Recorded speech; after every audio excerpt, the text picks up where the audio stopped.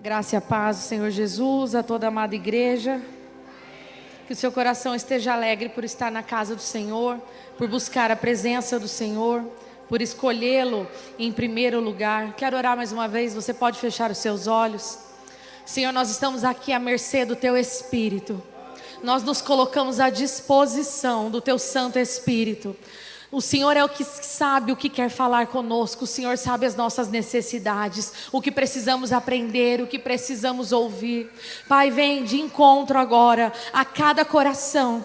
Senhor, existem aqui essa noite corações que estão aflitos, corações que vieram, mas estão aflitos, porque precisam desesperadamente da Tua presença, porque precisam desesperadamente da Tua palavra, porque precisam desesperadamente de algo vindo dos céus. Por isso que algo vindo dos céus possa encontrar corações sedentos, que são terra seca, e recebam a água que vem da Tua palavra. Vem agora, Senhor, pela Tua fidelidade, alcançar esses corações aflitos e já trazer a Tua paz, já trazer o Teu bálsamo, já trazer, ó Pai, a Tua cura e a Tua providência. Em nome de Jesus nós oramos, em nome de Jesus nós agradecemos. Amém. Todos sabem aqui que nós entramos num ano profético nessa igreja, nessa casa, um ano que o Senhor direcionou. Quem sabe falar bem alto qual é o ano profético dessa igreja? O ano da promessa. E não tem como nós sairmos de janeiro sem martelar sobre isso no seu coração, para que você consiga caminhar durante todo esse ano, tendo a certeza do que Deus quer fazer, do que Deus quer falar, do que Deus quer cumprir. Então que você realmente entenda em todos os aspectos o que é o ano da promessa, o que o Senhor quer fazer esse ano. O que o nosso pastor já tem dito desde o começo é que não é algo superficial, não é algo somente de vai ser um ano em que eu vou pedir, eu vou receber, vai ser um ano em que eu vou ganhar as coisas, vai ser um ano que eu vou entrar na terra prometida. Não é só isso, tem muito mais coisas que o Senhor quer trabalhar no nosso coração. E essa noite eu quero meditar nesse pouco de tempo com vocês sobre os desdobramentos da promessa. Quero falar um pouquinho sobre os desdobramentos da promessa. Eu escrevi muita coisa porque eu fiquei preocupada com o tempo, então vou tentar ler o que eu estou falando para que eu não comece a falar demais, porque o tempo de quinta-feira é um pouco menor. Eu saio um pouco do meu lugar de conforto, que é ministrar com as mulheres. E então, para errar o menos possível, eu vou tentar ler algumas coisas daquilo que eu quero estar meditando com vocês. E quando nós falamos de promessa, eu tenho certeza que a hora que o ano virou e falou para você, esse ano será o ano da promessa, e todo mundo, porque a promessa ela gera isso no nosso coração, ela gera essa expectativa, essa alegria, e automaticamente a gente fica assim, bem que podia ser rápido, né? Bem que podia ser logo, bem que podia não demorar tanto, bem que podia acontecer aquilo que eu espero, aquilo que eu quero, né? E que fosse em pouco tempo que acontecesse todas as coisas. Mas quem aqui já conhece um pouco da caminhada com Cristo sabe que não é todas as vezes assim. Se Deus quiser, Ele cumpre uma promessa de um dia para o outro. Mas na grande maioria das vezes nós passamos por processos. Nós passamos por um tempo até que essas promessas sejam cumpridas. Não é sempre assim. Esses processos, eles nos preparam para dar a glória a Deus no cumprimento da promessa. Entenda isso. Todo o processo que nós passamos até o cumprimento da promessa, ele nos prepara para que a glória seja de Deus a hora que a promessa se cumprir. Amém? E o tempo, esse tempo que demora até uma promessa ser cumprida, esse tempo ele é uma prerrogativa da onisciência de Deus. O que é isso? É Deus onisciente, que quer dizer que sabe de tudo. É Ele que decide o tempo. É Ele que sabe quanto tempo. É Ele que põe fim ao tempo. É Ele que dá início ao tempo. Então o tempo do processo, do desdobramento das promessas, ele é uma prerrogativa da onisciência de Deus. Mas o processo, ele é para trabalhar o nosso caráter e o nosso coração. O processo, ele serve para trabalhar o nosso caráter e o nosso coração. Desde que nós nos convertemos, que nós conhecemos Jesus, que nós começamos a ouvir as palavras, nós temos ouvido palavras como: crê no Senhor Jesus e será salvo tu e a tua casa. Está lá em Atos 16:31. Nós temos ouvido palavras como: faz com que a estéril seja mãe de filhos, vive em família. Fala o quê? Não há nada impossível para Deus. Está lá em Lucas 1:37 ou 27. A palavra de Deus, ela está recheada de palavras que são promessas para mim e para você, que tomamos posse, que começamos a ler, que começamos a ouvir. Nós ouvimos essa palavra o tempo todo. Quantas palavras, quantas promessas do Senhor nós ouvimos o tempo todo. E também, além das promessas que estão aqui, que as promessas do Senhor todas estão aqui na palavra, tem aquelas palavras, aquelas promessas que o Senhor fala para você, através de um profeta, através de um homem de Deus. Fala alguma coisa para você, para sua família, para o seu ministério, para a igreja, ou no seu devocional. Quantas pessoas ouviram promessas de Deus? Eu já ouvi promessas de Deus no meu devocional, em momentos eu com Deus, ninguém intermediou isso, e Ele falou, e Ele prometeu, e Ele falou, farei isso, e Ele falou, farei aquilo. Eu tenho promessas que ainda não foram cumpridas, que Deus falou para mim, mas elas ainda não foram cumpridas. Aí aqui eu quero aproveitar e fazer um alerta para vocês. Quando nós falamos do tempo da promessa, sabe qual é a base mais fidedigna de promessa que você tem? Essa. Cuidado com pessoas, cuidado com homens, cuidado com lugares que você vai. Cuidado onde você tem ouvido promessas. Para você saber se essa promessa é do Senhor, em primeiro lugar, se ela não estiver na palavra de Deus, esquece. Porque a palavra de Deus, a Bíblia fala que é maldito tudo aquilo que saiu uma vírgula do que está na palavra de Deus. Então, se há uma palavra que você recebe, alguém que veio falar uma promessa para você, se isso não estiver em concordância com a palavra de Deus, é maldito. Cuidado com pessoas que você não conhece, declarando promessas sobre a sua vida. Ouça quem você conhece, quem dá frutos, os profetas da casa, os pastores, os seus líderes, seus irmãos em Cristo, que têm o dom, que passam ali por um processo que você sabe que são de Deus. São essas promessas que você pode aí colocar diante de oração de Deus e de repente tomar para a tua vida. E estamos em tempos em que internet, grandes igrejas, lugares, têm falado de tudo para todos os gostos, e de repente você está ouvindo que é o ano da promessa, aí você ouve de um lugar X, ou você ouve de uma pessoa Y, determinada promessa que vem de encontro ao seu coração e não de encontro à palavra de Deus, e você toma aquilo como promessa para a sua vida, e aí quando aquilo não se cumpre, você se frustra com Deus, mas Deus não mente, a palavra dele não mente, homens mentem. Homens se enganam, muitas vezes não é nem mentira, é engano. Então qual é o seu crivo para ter certeza se uma promessa veio de Deus ou não? É a palavra de Deus. E se veio através de homens, quem são esses homens? Quem são essas mulheres? Quem são esses profetas? Eu conheço o fruto da vida deles? Vou parar, era só um alerta, senão já, por isso que eu escrevo, senão vai. Mas fica esse alerta aí para nós. E as promessas que essa igreja aqui já recebeu. Você que é um pouquinho mais antigo de casa, já viu quantas promessas que essa igreja aqui já recebeu. Que seria plataforma, e nós já vimos, estamos vendo que essa igreja, ela lançou quantas pessoas que estão frutificando, aonde elas estão. Essa igreja é uma igreja que recebeu muitas palavras. Nós recebemos uma palavra de que aqui nesse lugar nós teríamos 2.500 pessoas. Foi uma palavra de um profeta que nós conhecemos, um profeta de caráter, de índole, que foi colocado sobre essa igreja. São muitas as promessas, e eu não sei talvez quais estão no seu coração, mas eu quero, de uma maneira rápida, falar com vocês alguns exemplos da Bíblia, para nós tirarmos algumas lições. Lembre-se, nós estamos falando o quê? Dos desdobramentos da promessa. Não é tão pabum do jeito que a gente acha, mas vou dar alguns exemplos aqui para vocês. quando teve a libertação do povo de Deus no Egito. Não está aqui em ordem cronológica, não está o que aconteceu primeiro para depois. Eu peguei aleatoriamente. Mas aqui no caso, quando a palavra de Deus nos fala sobre a libertação do povo de Deus lá no Egito, a promessa de que tinha uma terra que manava leite e mel. Em Êxodo 3, de 7 a 10, Deus chamou Moisés. Deus chamou Moisés lá em Êxodo e falou para ele ir, que ele ia ser o libertador do povo de Deus, porque Deus tinha ouvido o clamor do povo.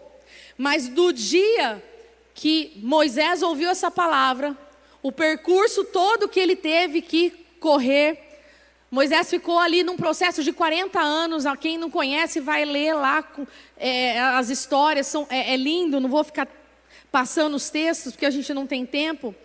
Mas o tempo todo que durou, Deus prometeu, Ele falou para Moisés: eu estou te levantando agora como libertador do meu povo que está preso no Egito. Vai lá, eu vou estar com você, vou fazer sinais, vou fazer maravilhas, vai. Mas até isso acontecer demorou quanto tempo? Foram mais de 40 anos até que esse povo estivesse dentro dessa terra que foi prometida. Foram mais de 40 anos e todo esse tempo, quantos processos esse povo foi vivendo, quantos processos o próprio Moisés foi vivendo.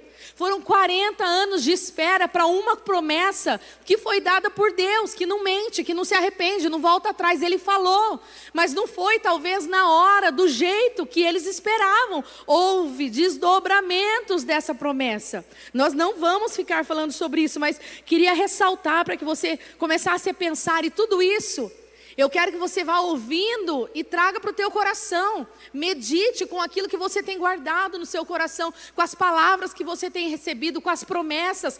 Tanto com essas promessas que a gente lê todo dia na Bíblia, quanto talvez com uma promessa que você recebeu. Quando alguém chegou para você, quando Deus falou com você diretamente ou através de alguém, falou assim: ó, Deus vai te dar um filho.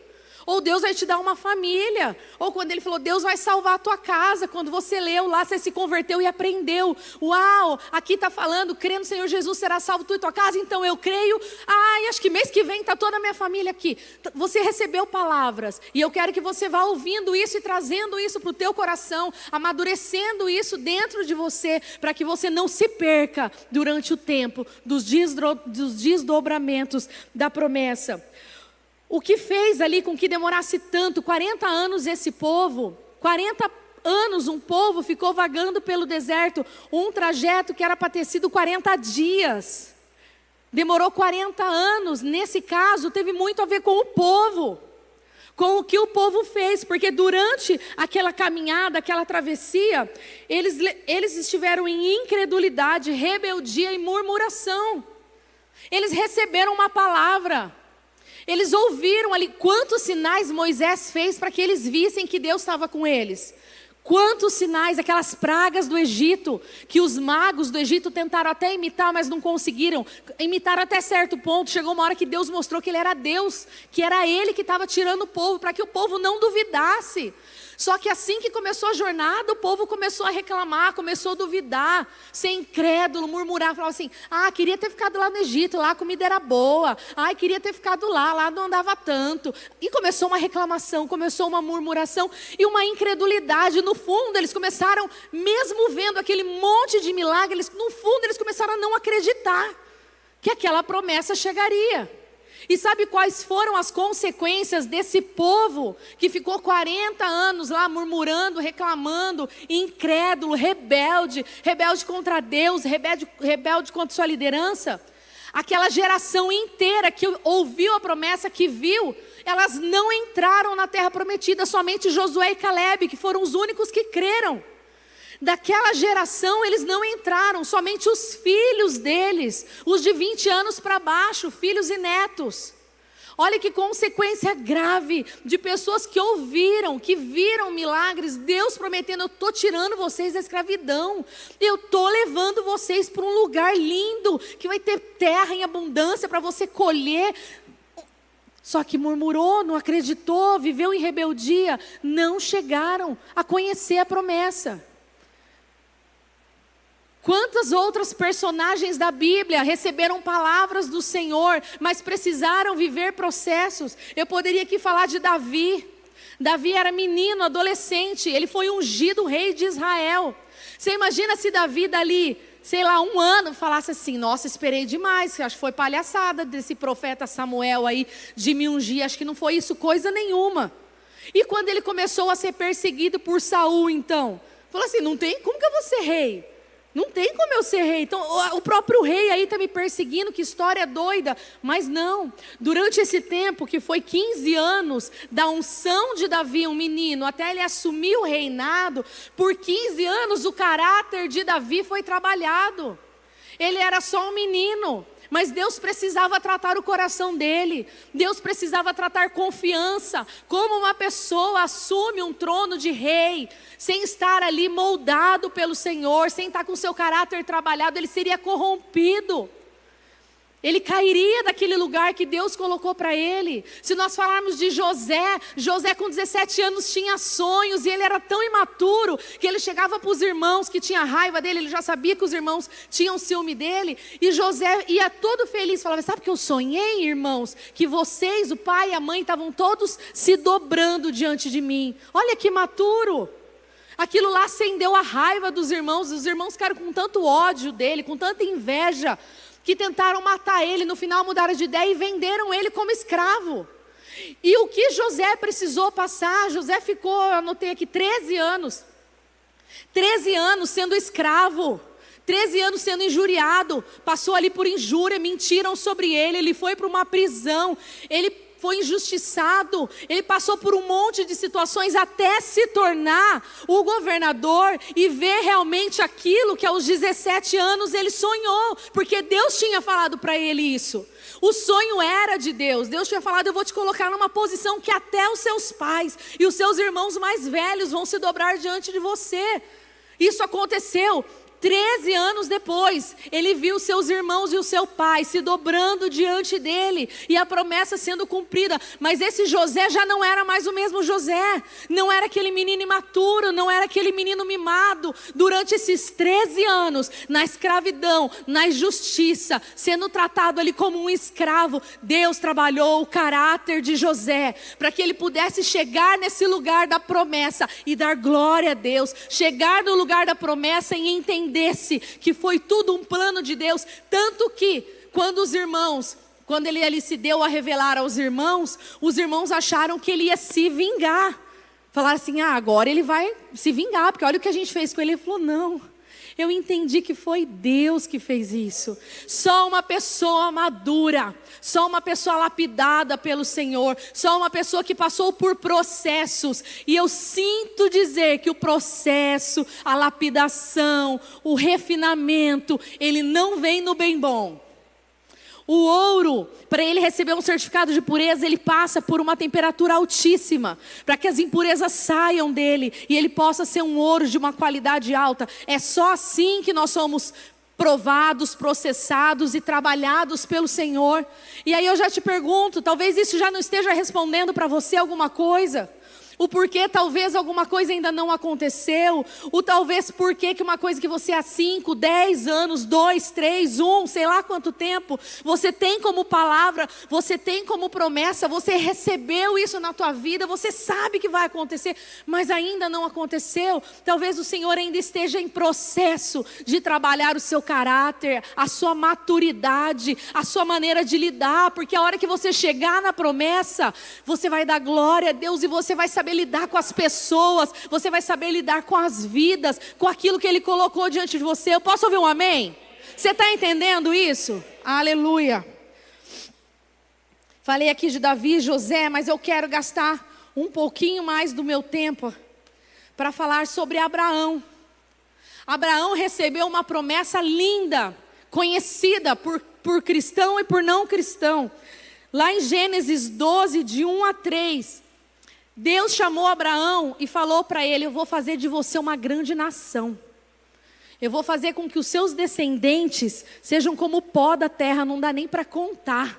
O tanto de filho, neto, bisneto, tataraneto, a sua descendência vai ser numerosa. Eu vou fazer de você um povo. Eu vou fazer de você um homem especial. O seu nome será famoso. Você será conhecido. Deus fez essa promessa para Abraão.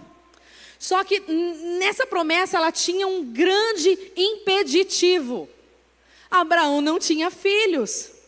Como vem descendência sem filhos? Descendência tem a ver com filhos, com netos, com bisnetos.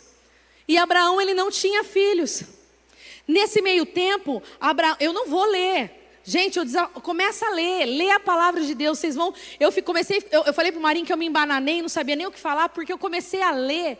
E é tão rico aquilo que o Senhor fala, é tão rico cada detalhe, cada versículo. Leia Gênesis 12, aí vai ler a história de Abraão, você vai ver quantos detalhes, quantas sutilezas, até o desdobramento, tudo que foi acontecendo até a promessa ser cumprida.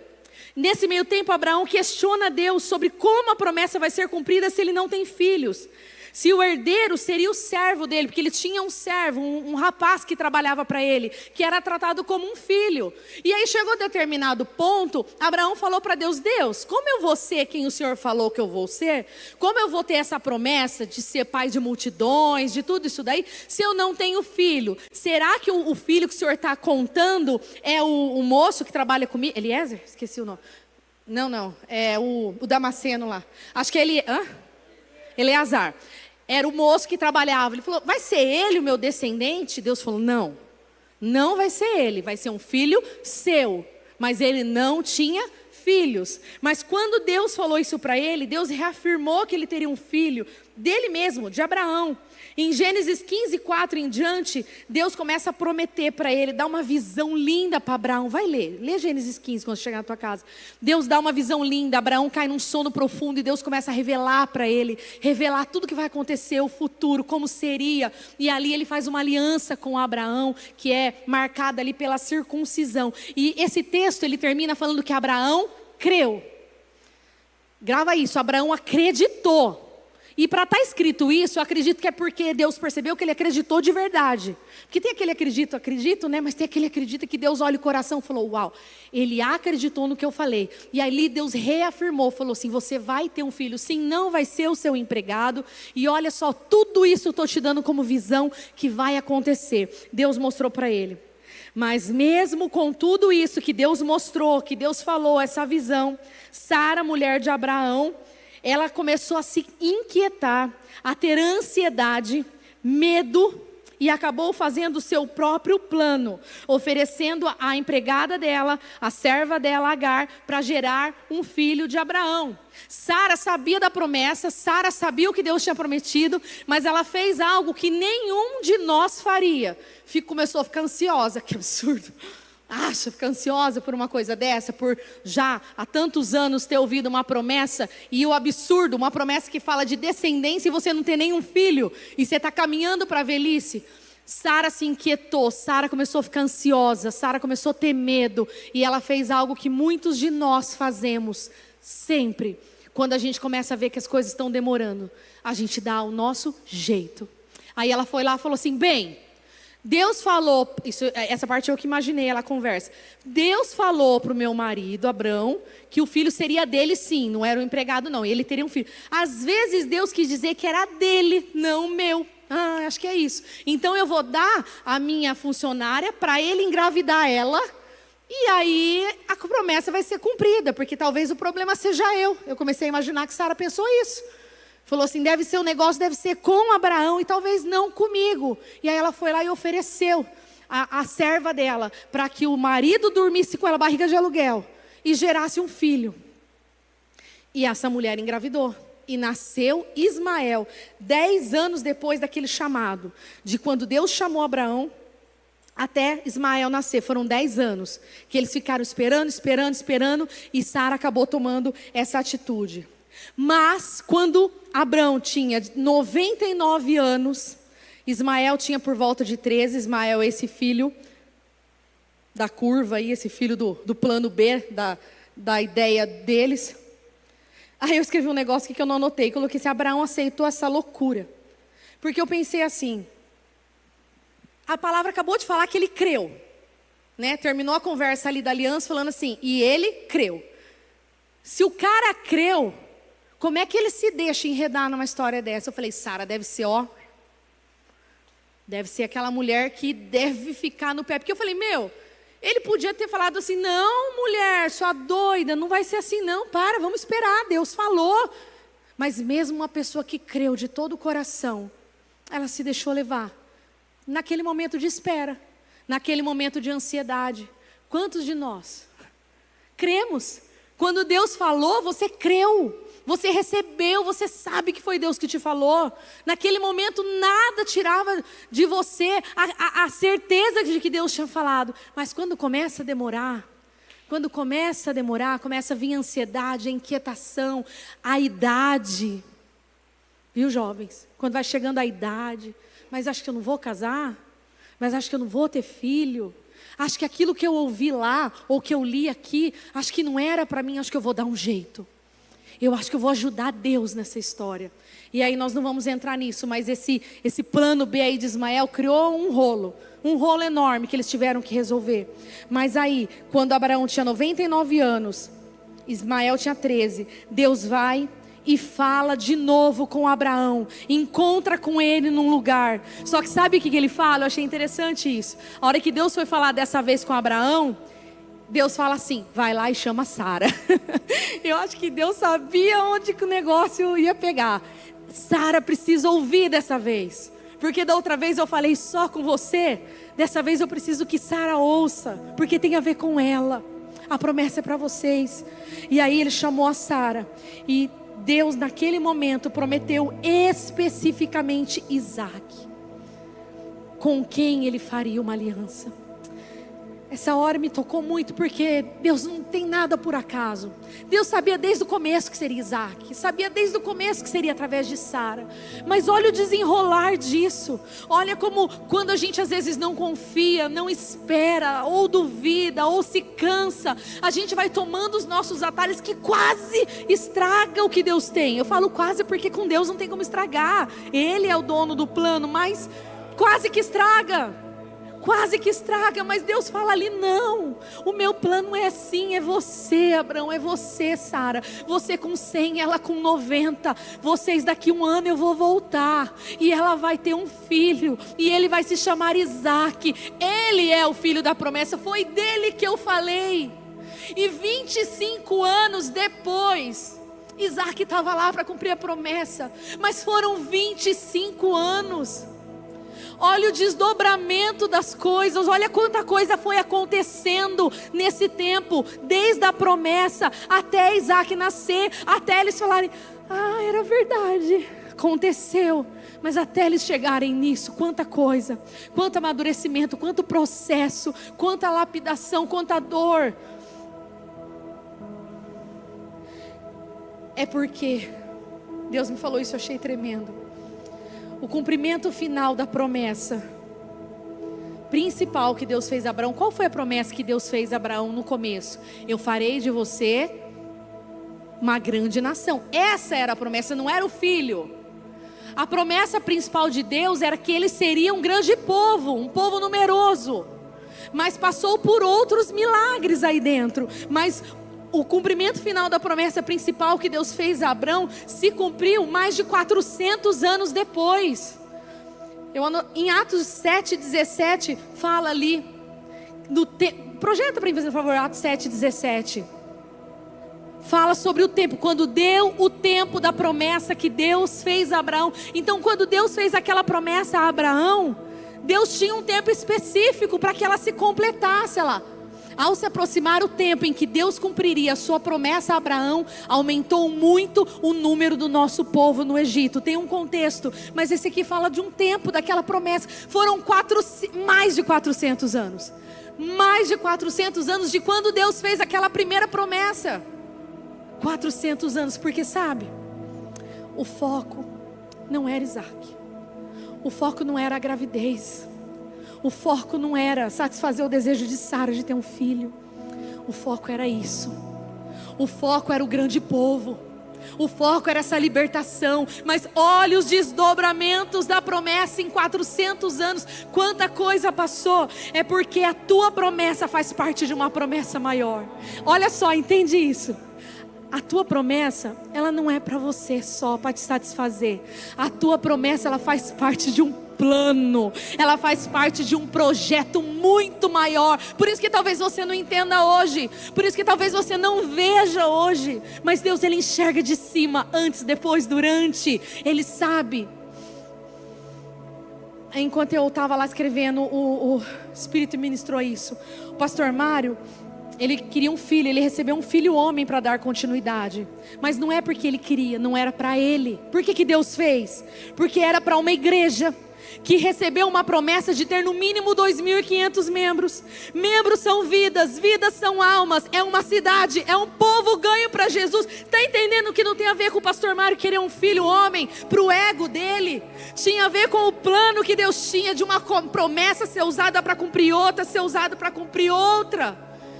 É assim que Deus trabalha. Deus não enxerga pequeno e local igual a gente só vê aqui na hora. É tudo sobre Ele. E Pirajuí recebeu uma promessa de ser um lugar de vida feliz. Uma coisa vai puxando a outra. Uma promessa cumprida vai gerando o cumprimento da outra. É tudo sobre Ele. Não tem a ver comigo. O cumprimento de uma promessa faz parte de um plano maior. Não é para satisfazer vontade, satisfazer o meu ego. É sobre propósito. E o propósito maior sempre vai ser salvação. Sempre vai ser vidas. Sempre vai ser um povo. Isso é muito maior. É tudo para a glória dEle. Romanos 11:36 fala. Projeta para mim. É tudo para a glória de Deus. Eu queria que você entendesse isso essa noite. Que tem uma promessa. E Deus, Ele vai cumprir. Porque Deus, Ele é fiel. Ele cumpriu o que Ele falou para Abrão. Quando Ele falou ali sobre ele ter um filho na velhice. Ele cumpriu, Sara teve um filho. Mas esse filho fazia parte de algo muito maior, de um plano muito maior de salvação. Então Deus, Ele vai cumprir aquilo que Ele falou para você. Mas talvez hoje o seu caráter esteja sendo tratado. Hoje talvez você seja imaturo demais para chegar lá. Hoje talvez você seja irresponsável demais para receber aquilo que Ele te prometeu. Ou talvez esse não seja o tempo. Ele precisa que tudo se encaixe, que uma coisa aconteça em determinado lugar para poder ser igual aqueles dominó, bater. Deus sabe o tempo, por que as coisas são feitas em determinado momento. Que nós possamos entender em primeiro lugar que Deus não perde o controle de nada que Ele fala. Nada. Eu tentei falar de uma maneira muito breve, mas eu te convido a ler esse texto de Abraão contando a história, ver os detalhes, como que Deus vai montando as coisas para um propósito maior, porque é para Ele, é tudo para a glória dEle, mas nesse meio do caminho, Ele vai fazendo para mim e para você. Ele te dá a família, Ele te dá o filho, Ele te dá o casamento, Ele te dá o emprego, Ele te dá a vida abundante que veio junto com Jesus na nossa salvação. E fora, eu anotei aqui, mas eu não sei nem que horas são.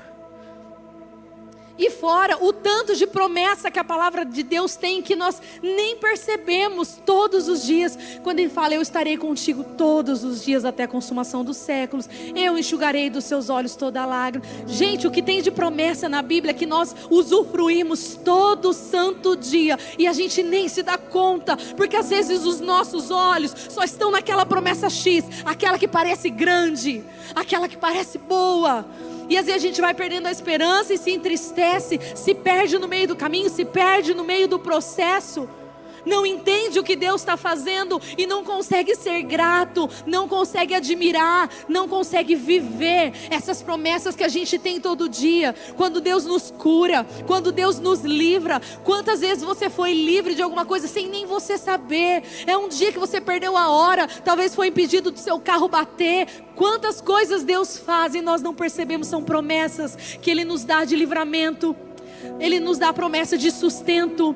Ele nos dá a promessa de alegria depois de uma noite de tristeza. Ele nos dá infinitas promessas. Aqui ó, está a tua fonte de promessa diária. Todo dia tem uma promessa que nós vivemos. Mas a gente às vezes fica tão fixo naquela que eu ouvi, eu vou viver. Ai, falaram que eu vou ser sei lá, um pregador, falaram que eu vou ser um sucesso, que eu vou ser um empresário, falaram que eu vou... E você está tão focado nisso, que você não está entendendo que Deus está trabalhando com você, que Deus está moldando você. E eu queria que essa noite você começasse a orar ao Espírito, falar: Espírito Santo de Deus, é o ano da promessa. E eu sei que eu vou viver a promessa, porque quem me prometeu não é homem para mentir. Queridos, a gente está acostumado a não confiar nesse mundo, porque homens falham, homens mentem, homens voltam atrás. Mas quem faz essas promessas é fiel para cumprir cada uma delas no tempo deles. Então quem fala para você que se você crê no Senhor Jesus e a sua casa vai ser salva, não é uma pessoa qualquer, é o próprio Deus. Quem fala para você que faz com que a estéril habite em família é aquele que gera vida num ventre seco.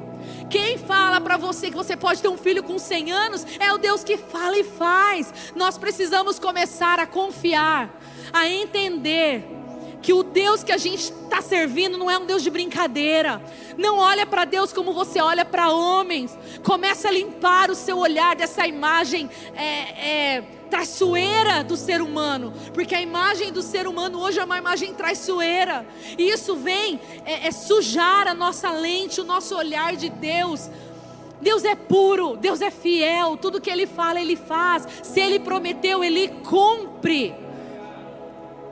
Ele cumpre. Comece a falar: Senhor, eu sei que o Senhor vai cumprir aquilo que o Senhor me prometeu, mas trabalha comigo nesse tempo. Me ensina a aprender, me ensina a entrar nesse processo.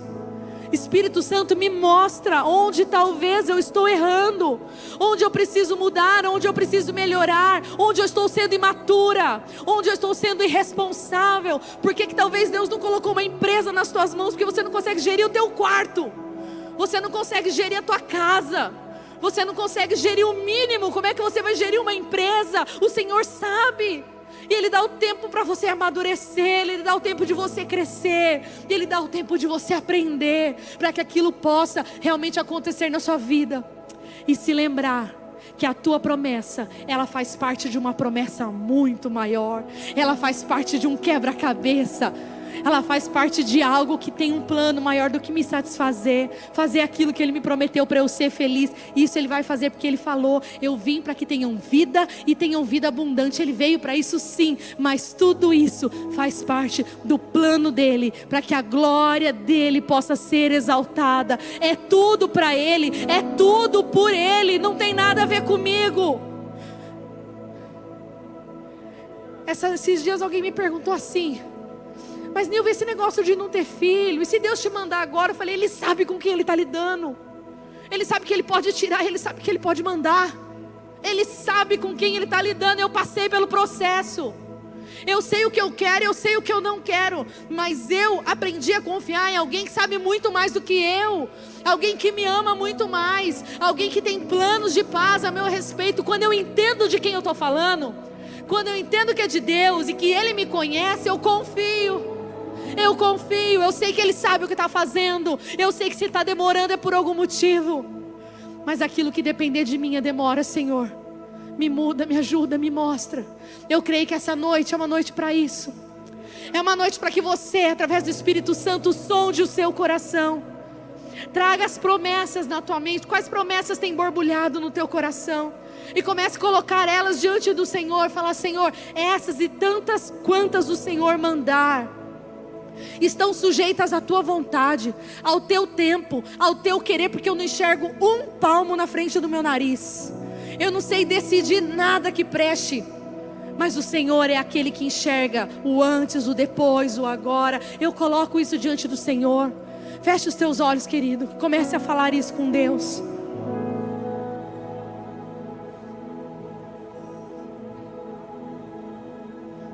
Comece a falar: Senhor, eu entrei no ano da promessa, mas eu não quero entrar de uma maneira simplória, achando que é um oba-oba, achando que as coisas vão acontecer na hora que eu quiser ou a hora que eu achar. Eu não quero ser doidinho quando as coisas não acontecerem. Eu quero entender na profundidade aquilo que o Senhor está fazendo. Comece a pedir: Senhor, sonda o meu coração. Eu estou sendo como aquele povo que ficou 40 anos no deserto, sendo que só precisava ficar 40 dias, porque estavam murmurando, porque estavam rebeldes, porque estavam incrédulos. Eu sou essa pessoa, Senhor. Me mostra se eu sou, porque eu quero corrigir. Eu quero viver as tuas promessas. Eu não quero morrer no deserto. Eu quero entrar na terra prometida. E o que depende de mim, Senhor, me aponta, me mostra, me dê a chance de mudar, me dê a chance de acertar o passo. Senhor, me faça entender que o teu plano é muito maior do que o meu plano de faculdade, de casamento, de emprego, de coisas terrenas. É muito maior, tem a ver com vidas, tem a ver com descendência, tem a ver com uma casa inteira, com uma cidade inteira, com uma nação inteira. Tudo tem a ver com Cristo. Ele é o centro de todas as coisas. Espírito Santo, vem tirar o ego dos nossos corações. Vem tirar nós estarmos assentados no trono da nossa vida, achando que tudo é para nós, tudo é por nós. Não é, tudo é por ti, tudo é para ti, tudo é para a tua glória.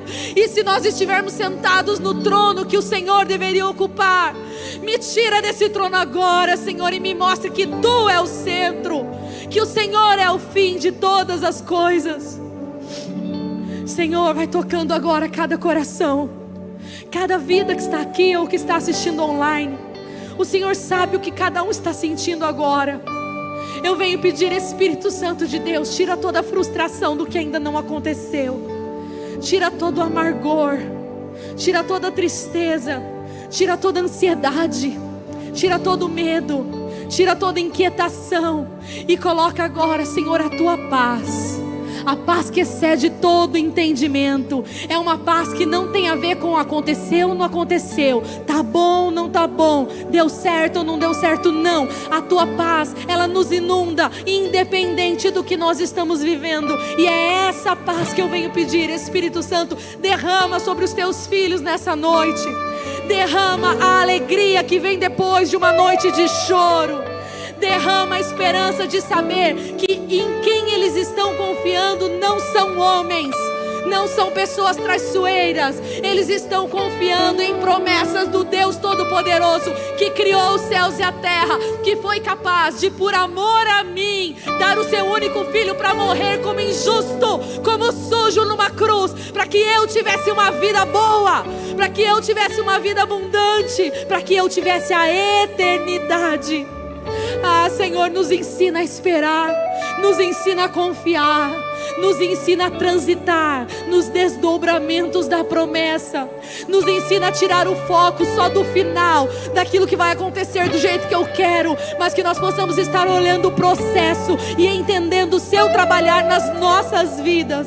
Ensina-nos a olhar ao redor, as vidas que dependem do nosso amadurecimento, as vidas que dependem da nossa responsabilidade, vidas que estão indo para o inferno, porque nós não nos posicionamos como alguém que confia num Deus fiel. Toca-nos, ó Pai, com o seu poder. Nós confiamos em Ti. Nós entregamos esse ano ao Senhor. Nós queremos viver as promessas muito mais do que as nossas promessas pessoais. Nós queremos ver as promessas maiores que o Senhor tem para cumprir através da minha promessa, através da minha vida, através de mim. Você pode se colocar em pé agora. Aleluia. Nós vamos louvar ao Senhor, mas que você continue louvando ao Senhor, pensando em tudo isso, pensando na promessa, pensando na palavra do Senhor. Continue pedindo ao Senhor que mude o seu foco, o seu olhar, o seu coração.